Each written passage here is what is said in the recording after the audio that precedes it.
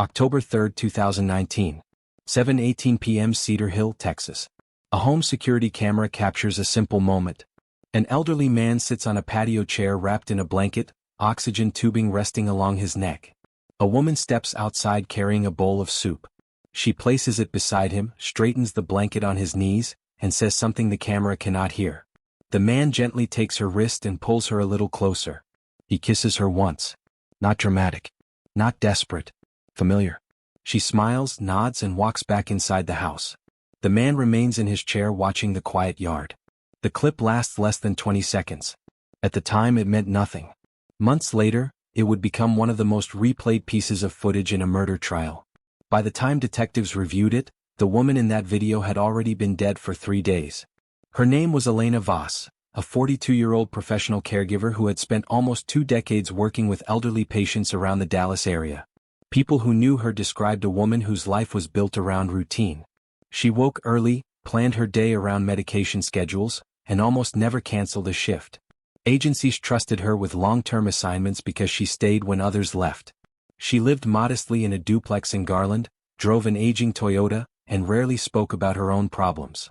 Most of her energy went into the people she cared for. One of those people was Walter Soren. Elena first met Walter in 2003 after a home health agency assigned her to assist him. Walter was 74 years old at the time, a Korean War veteran who had spent most of his life working as a civil engineer. Decades earlier he had suffered spinal injuries during military service, and by the early 2000s those injuries had gradually taken away his mobility. Walking was painful. Some days he couldn't stand at all. He lived alone in a large but aging house in Cedar Hill, surrounded by books, old maps, and photographs from a life most people around him barely knew. At first Elena's work with Walter was simple and practical. She handled meals, medication schedules, laundry, and the daily tasks that had slowly become difficult for him. Walter was proud and often resisted help. He preferred quiet over conversation and rarely asked personal questions. Elena didn't push. She simply did her job and returned the next day. Over time the routine built something stronger than professionalism. Elena learned Walter's habits and moods. She knew when his pain was worst and when he preferred sitting outside on the patio to catch evening air. She knew which jazz records he liked playing on slow afternoons and which news stations he followed each morning. For Walter, the presence of someone who showed up every day began to matter more than he admitted. The house slowly changed from a place where a caregiver visited to a place where Elena was part of the daily rhythm of life. Walter had one close relative still living, his nephew Graham Pike. Graham lived in San Antonio and worked in commercial real estate development. On paper he appeared successful. Expensive suits, a luxury car, business meetings in multiple cities. He visited Walter occasionally, usually during holidays or important family dates. But the visits were brief. Graham's life was busy and fast-moving. Walter's life had become quiet and slow. The difference between those two worlds rarely caused conflict. Graham assumed his uncle was being taken care of. Elena assumed Graham would handle the family matters when the time came. But as the years passed Walter began thinking about what would happen after he died. By 2014 his health had declined significantly. He could still think clearly and follow conversations, but his body had grown fragile. That year he contacted a Dallas estate attorney named Simon Weller and requested a revision to his will. Before the documents were finalized Walter underwent several medical evaluations to confirm his mental competence. Doctors found no cognitive impairment. He understood his finances. He understood his decisions. The new will was simple but decisive. Walter left $150,000 to his nephew Graham Pike. The remaining estate, worth more than $9 million, would go to Elena Voss. Walter did not announce the change. He signed the documents quietly and placed them with his attorney. For Elena nothing changed. She continued visiting Walter nearly every day, helping him through the slow routines of aging. She cooked meals, arranged medication, and stayed longer on evenings when his pain worsened. The years continued passing quietly. Walter Soren died on August 21, 2019. Elena was sitting beside him in the house when it happened. A few weeks later she attended a meeting at the probate office expecting routine paperwork connected to the estate. Instead she heard something that stunned everyone in the room. Walter's will was read aloud. When Graham Pike realized what the document said, the reaction was immediate disbelief. He assumed there had been a mistake. The attorney read the will again. This time the meaning was unmistakable. Walter had left nearly everything he owned to the woman who had spent 16 years caring for him. Within days, Graham filed a legal challenge. His lawyers argued that Elena must have manipulated a vulnerable elderly man into changing the will. They claimed the relationship between caregiver and patient had crossed professional boundaries. The probate dispute quickly turned bitter. During hearings, Graham's legal team attempted to portray Elena as someone who had slowly gained influence over Walter. They pointed to the length of her access to his home and the emotional closeness that had developed over the years. But Walter's attorney had records. So did the doctors who evaluated him. Each medical report confirmed the same thing. Walter had been mentally competent when he changed the will. The decision had been deliberate. For Elena, the situation felt surreal. Friends later said she looked uncomfortable whenever the inheritance came up. She didn't celebrate or make plans for luxury. Instead, she continued working with other patients across Dallas County. Her routines barely changed. She still cared for 2 elderly clients in Mesquite and another in Richardson. She usually left the Richardson home around 6:40 p.m. and drove back toward Garland. Twice a week she stopped at the same gas station to fill her car. She answered unfamiliar phone numbers because they were often medical calls. The probate case finally ended on November 14, 2019. The judge ruled the will valid. There was no evidence of manipulation, and Walter Soren's estate would transfer to Elena Voss exactly as written. For Elena, the conflict seemed finished. For Graham Pike, it was something else entirely. The morning after the ruling, Graham withdrew $40,000 in cash from one of his business accounts. 2 days later, he began making calls to a prepaid phone registered to a man named Rafe Harlan. At that time, investigators knew nothing about those calls. What they knew was this. On December 2, 2019, Elena Voss failed to arrive for work. Her co-workers immediately sensed something was wrong. Elena had never missed a shift without warning. Her supervisor called repeatedly. No answer. By afternoon, Elena's friend Tessa Moore drove to her duplex to check on her. The dog was barking inside the house. Elena's car was gone. Her purse and phone charger were missing. Nothing looked broken or disturbed. It looked like she had stepped out for a quick errand and never returned. The next day, police located her car parked in a quiet corner of a strip mall parking lot in Lancaster. The keys were still in the ignition. Her wallet remained inside. Early the following morning, a maintenance worker discovered a body lying in a drainage area beside a frontage road outside DeSoto. It was Elena. The injuries were blunt force trauma. Fast, repeated, efficient. No robbery. No sign of sexual assault. Detectives immediately asked the question that organizes almost every homicide investigation. Who benefited if Elena Voss died before Walter Soren's estate officially transferred? Every road pointed back to one person. Graham Pike. Once investigators began examining the financial side of Elena Voss's death, the investigation shifted from uncertainty to structure.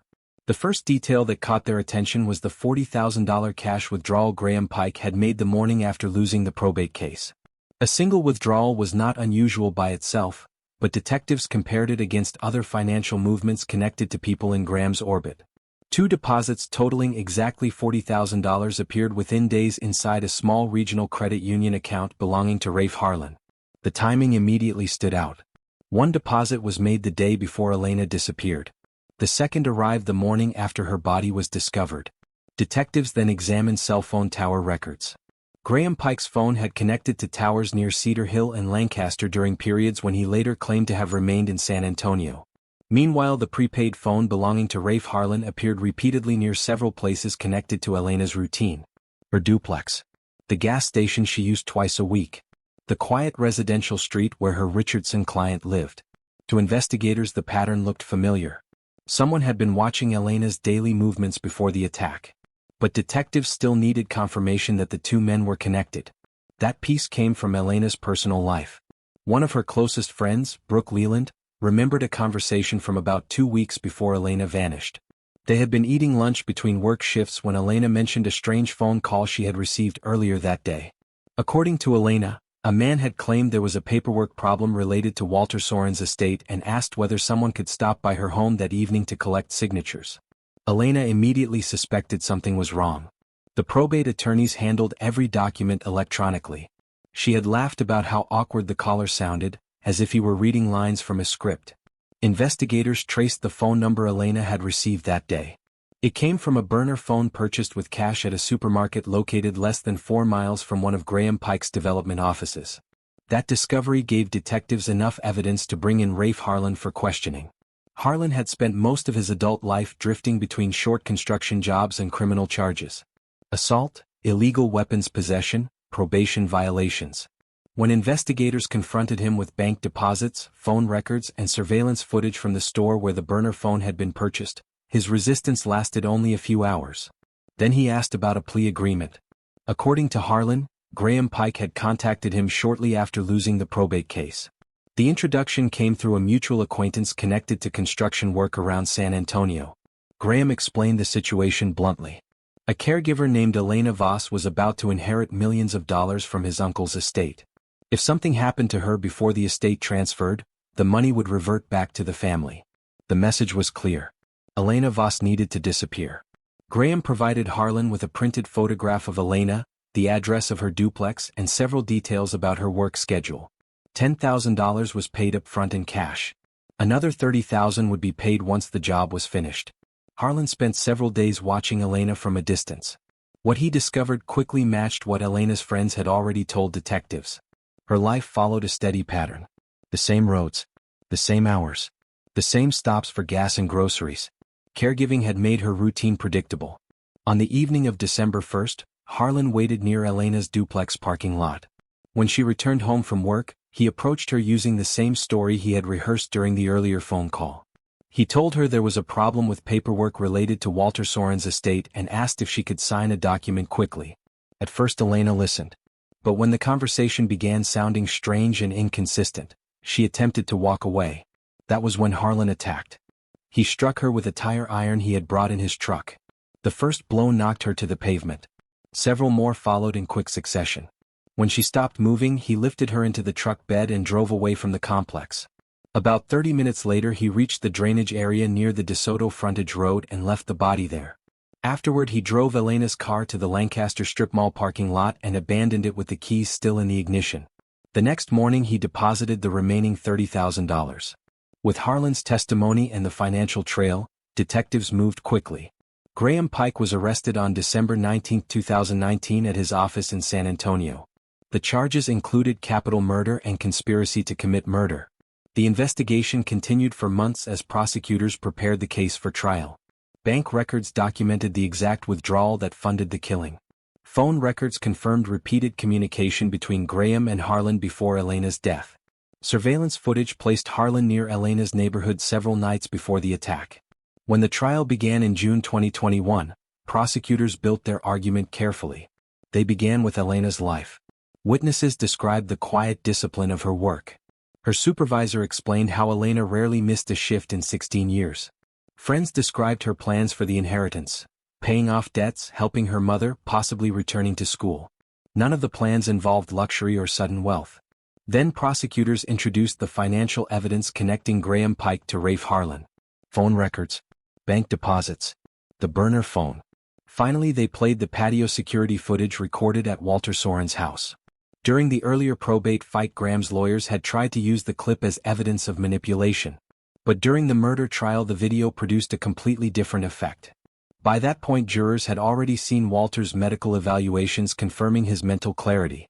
They had read letters Walter wrote describing Elena as the one person who had stayed beside him through years of declining health. They had heard testimony describing 16 years of daily care.